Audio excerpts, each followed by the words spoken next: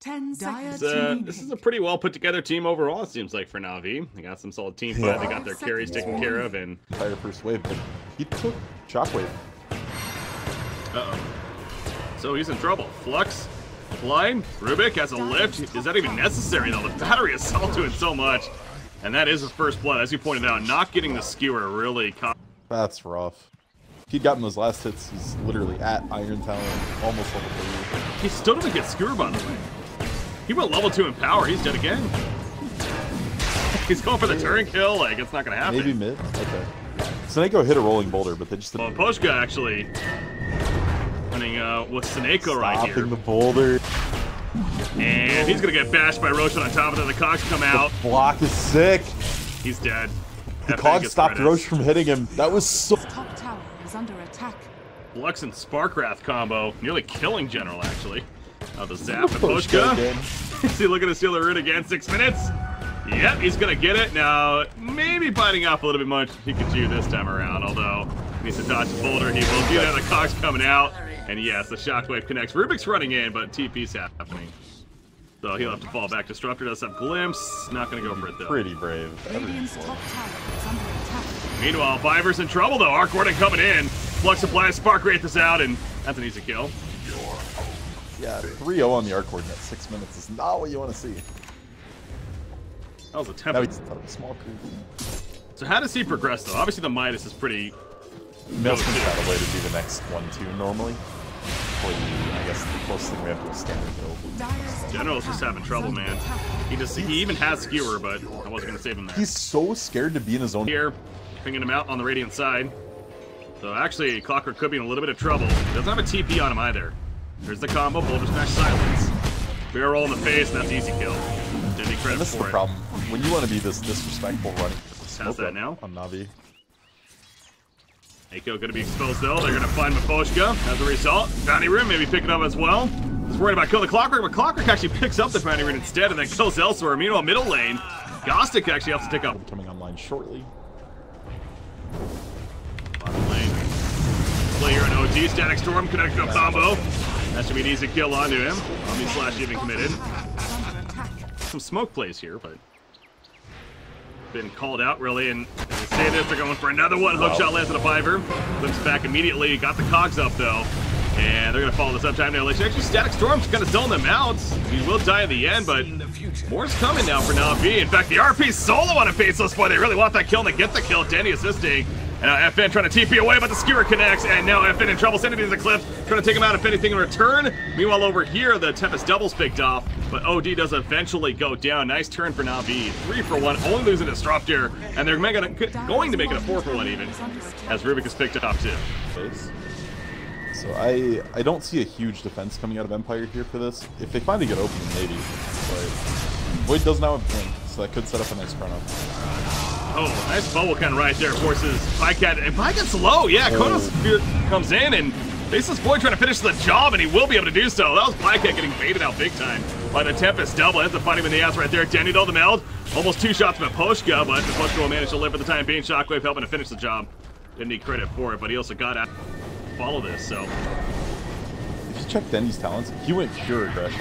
Everything he went is They're going OD. Now, Rubik also picked up elsewhere, so this is an RP committed. They kill OD, though. And it's a double kill for the team in the... Under attack. Try to at least just get the tier 3 and then get out, perhaps, for Navi. Again, they do not have an RP anymore. So I'm missing out on that thread, and there you go. They kill the tier 3, and let's fall. The earlier the Roche, the less time the Midases have to work. So that is very nice. They're looking for Denny here, though. They're going to go on him. Oh my god, he got silenced immediately. Out comes a Chronosphere though. They need this kill, man. They're not gonna get it. It's just too much lockdown in return. Then the bait here, they're gonna turn onto Faceless Boy. The RP missed right there, unfortunately. Trying to catch the OD as he forced after away, but he has to put himself on his enemies Eclipse. Not finishing anyone off just yet though. TA is getting low. TA finally will go down, but Juggernaut, he's still good to go. OD gonna be picked off the route as the Magnetize helping to pick him down in the final auto attack from Pycat. King R, he can't TP on in time. He gets cut down. And now it's Chappie's turn on that Arc Warden. The real one is lower. Pycat knows which one it is. And they commit to it, and a complete wipeout in favor of Navi, so they lose Dendi. It doesn't matter, though, in the end.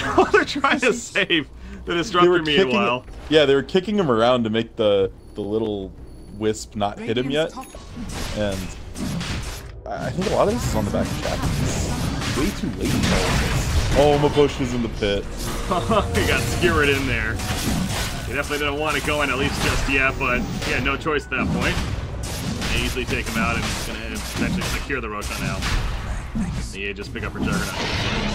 Although, no, TA comes. Never mind. And we see the tower's already dead. Ooh, General's hoping to hit a skewer. Connect, though. They do get some vision down, though. They want to do something while Pycat slows his DD. It's just so insane, the amount of damage he's going to do, that General wanted to fish for something while their DD's still low. And he will fish for a ranged axe and get it. Another retreat here. Swap in after the Aegis is used, I'm sure. If it's even used. There's a Orchid picked up. Skewer's going to miss because of the Hurricane Pike. Awkward timing right there. And that's actually pretty big. OD has 20 int now, so you have to be a little scared that the Sanity is just going to explode you. One more Hurricane Pike, a little more int farm than that can hurt. Whoa, wow, really deep there. The Tempest double getting a kill. Chronosphere actually catches Earth Spear, not the greatest target. Here's that damage though. If FN possibly be, they are committed now. Sun on the back lands on a TA from the Clockwork. He's making him deal with himself actually, but now he finds Gostic. And Gostic on that Faceless cannot time walk in time. Dendy's getting low. The Spark Wraith connects and Chappie's going back in. Auto attack on the uphill that will connect, and now the Aegis is popped here. And there's like a 3-second window where he's not PKD yet. The refraction is up. Pycat though in the back. Lens Omni-Slash already been used. Just putting in the auto attack himself. Takes out Faceless. Going for the kill on a Chappie. Dandy does plenty though. No, D gets picked off. And now Chappie himself, he's realizing he has to run. TA trap though. Keeps him slow enough. And a double tap coming out for Pycat. They want to finish the job. The Ghost Scepter though will keep King R alive. It looks so good. It looked so good for Empire there initially, but the Aegis Resurrection and the core staying alive. They have to buy back now. Oh, rip Courier. He was going for the Jones. Get that tier 3 middle meanwhile. And the melee Rax is still up at the top lane. Dire's middle tower has fallen. Take that tier 3 tower kill though. Oh, you forced 2 huge buybacks out of Empire. If you just back up, this is a huge loss for them. Yeah, it looks like that. I think it could have gone a little differently in the Aegis Resurrection if Pycat wasn't so good about sticking to Clockwork there. If Clock had been there, just 2 clogs awkwardly, so that Dendy couldn't have gotten that link up. Totally different start. But Dendy and Pycat just clean up on the back end and taking some free racks. Yeah, with Arcwarden being dead, 10 seconds. Again, we didn't necessarily see it, but you can imagine how fast he dropped Fiverr in the back lines while they're pushing in. So the Tempest doubles up in just about 30 seconds now, so probably going to at least wait for that. Maybe not, though. Gostic catches a couple. Magnus included. He goes down. Sanity's Eclipse committed. Earth Spirit 2 is going to fall. And that's a double kill for Empire. So good timing, too, because Roshan's up in 20.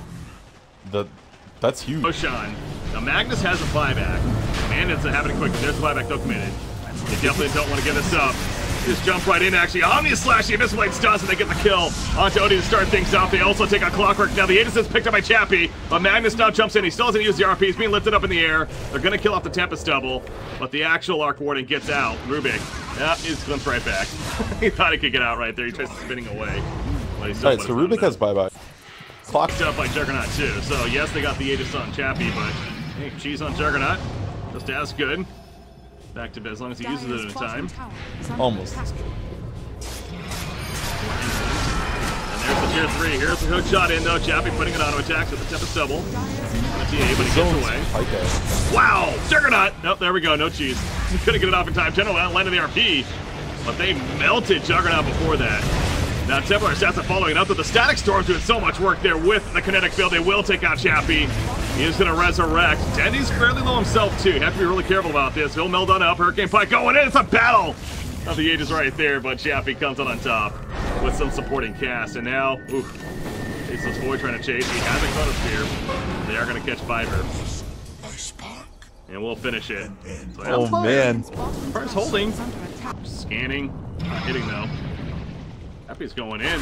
Just blocked Fiverr double damage, by the way, but that's a Tempest double. Okay, gonna open right there. On a Juggernaut, the Chronosphere comes out, sitting into the Eclipse, and Juggernaut's dead for 90 seconds now. They also pick off Earth Spirit. They are not here as a team. They were too deep, though. At least get some BKB out of it.